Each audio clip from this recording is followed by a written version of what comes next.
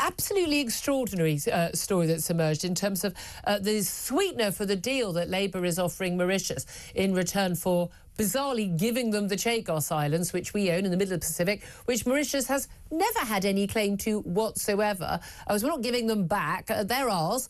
We lease out, we have an American military base on Diego Garcia as part of the Chagos Islands, and we're basically offering Mauritius a total of nearly 9 billion quid over 100 years to have a lease to keep that military base. And we're willing to apparently pay a load of it up front. So not just 90 million a year, they'll pay a good few billion up front. A, do we have that money? And B, why are we paying Mauritius to give them something they have no right to in the first place?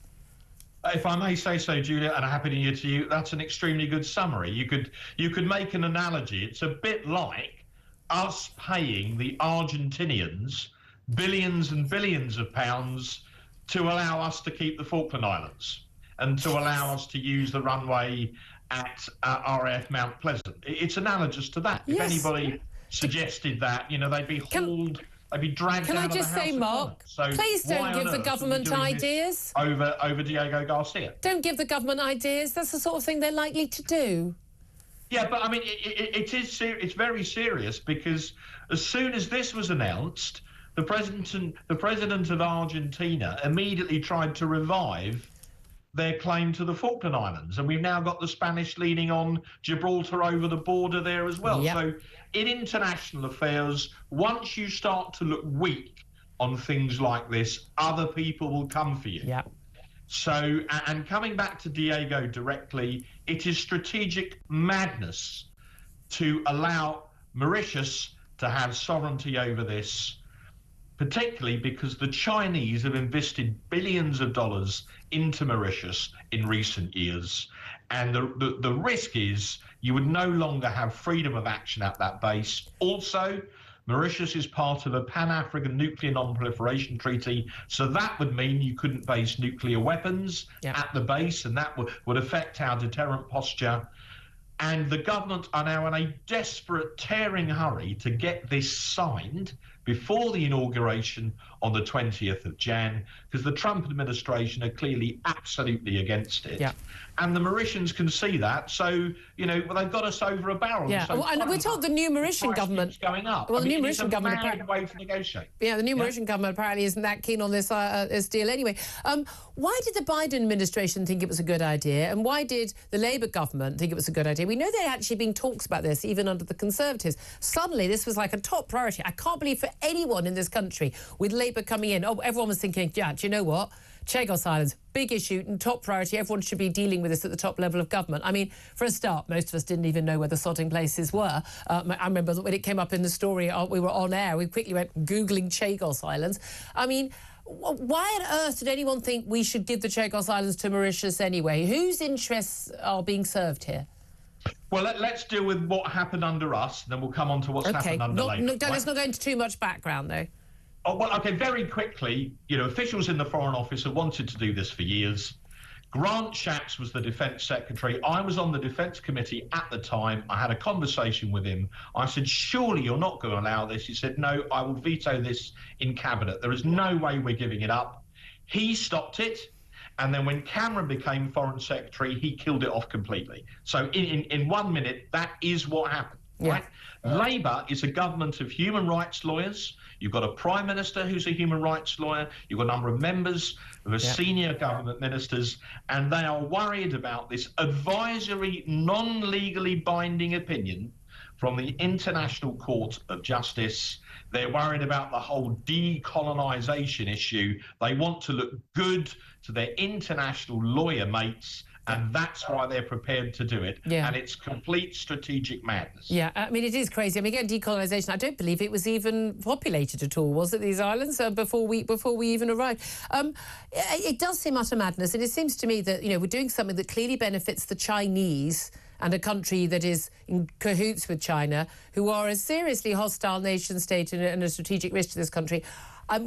Why anyone in our government thinks that's a good idea? I've got serious questions about what their thought process is. I mean, but particularly worried right now that Ollie Robbins lots of people may remember Sir Ollie Robbins. He was in the news an awful lot because he was, of course, Theresa May's chief negotiator, civil servant negotiator, during her disastrous time as Prime Minister, and her basically handing the EU on a plate pretty much anything they wanted when it came to the Brexit deal, did in fact tie Boris Johnson's hands an awful lot when he came to negotiate with David, now Lord Frost.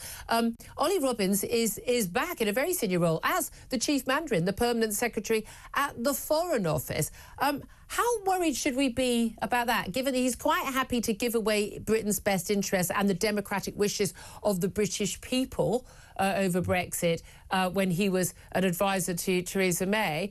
He's now going to have a senior role advising David Lammy, of all people, as Foreign Secretary, giving a speech about people smuggling, which he's not going to do anything about. To have such a senior role in our government when it comes to not just our relations with the EU, but also our relations with any other country.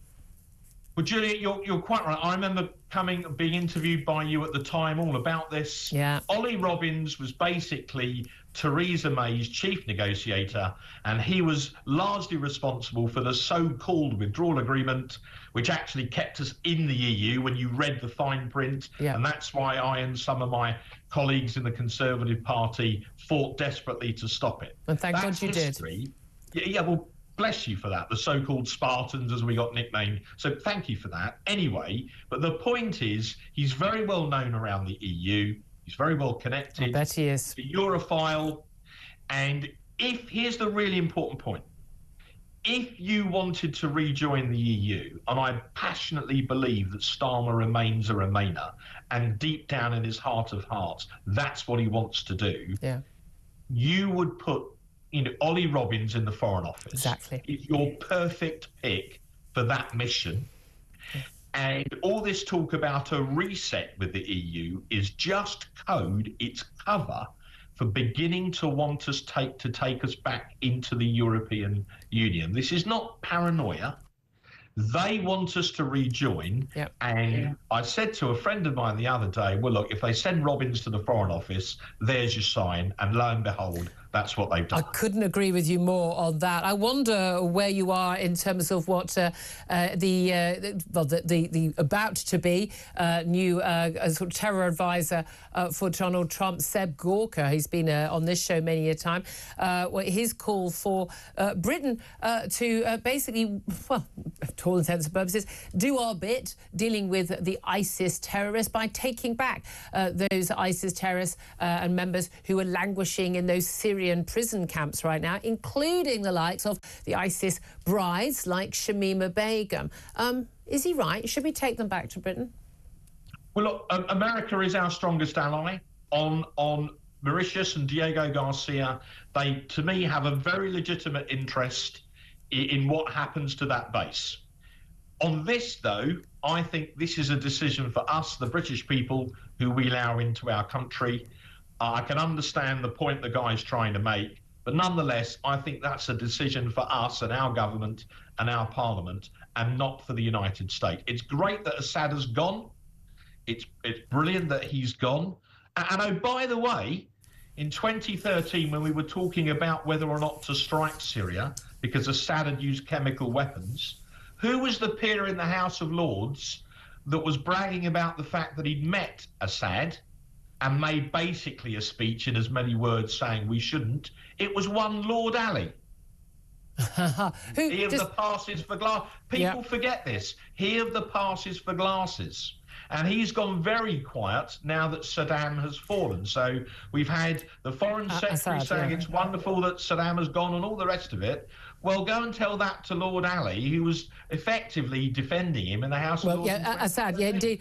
Just finally, very brief, if I could, Donald Trump, extraordinary speech at his Mar-a-Lago home a couple of nights ago, talking about every NATO member should be spending 5% of GDP on defence spending. What do you think of that? We're only at 2%. Tories and Labour are both talking.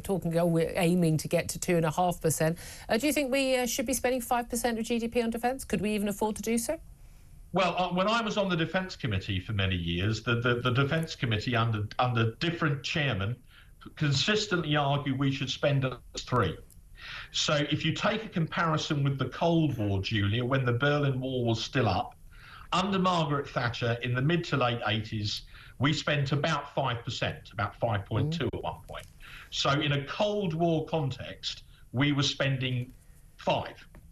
And I would argue that if you look at the war in Ukraine and you look at the threats to Taiwan from President Xi, and you look at all the instability in the Middle East that we were talking about a minute ago, 2.5% is not enough. Yeah. So Trump, to be fair to him, said a while ago that NATO nations should spend at least, I think it was 2.5%. Yeah.